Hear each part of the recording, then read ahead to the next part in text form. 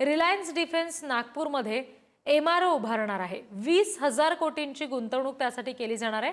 अमेरिकेच्या coastal mechanics Inc सोबत Reliance डिफेन्सनं करार केलाय। नागपूरच्या मिहानमध्ये विमानांच्या दुरुस्ती आणि डेपो स्थापन करण्यात येणार आहे।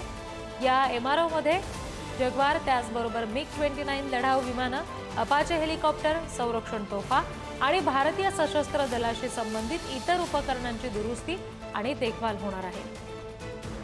आणखी तपशील घेऊया, प्रतिनिधी जितेंद्र शिंगाडे आपल्याशी जोडले गेलेत त्यांच्याकडून। जितेंद्र, ही जी मोठी गुंतवणूक आता नागपुरात होते, काय नेमकं या सगळ्या प्रकल्पाचं स्वरूप आहे आणि नागपूरकरांना त्याचा कसा फायदा होऊ शकतो?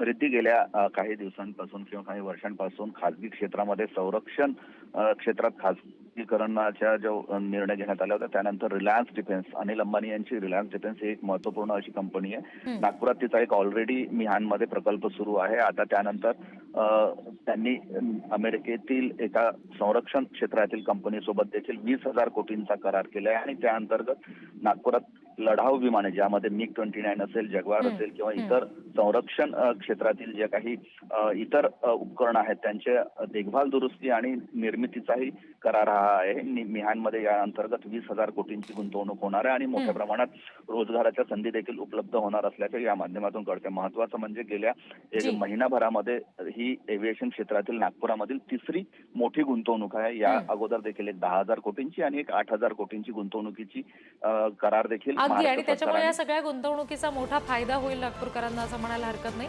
धन्यवाद सगळ्या तपशिलांसाठी।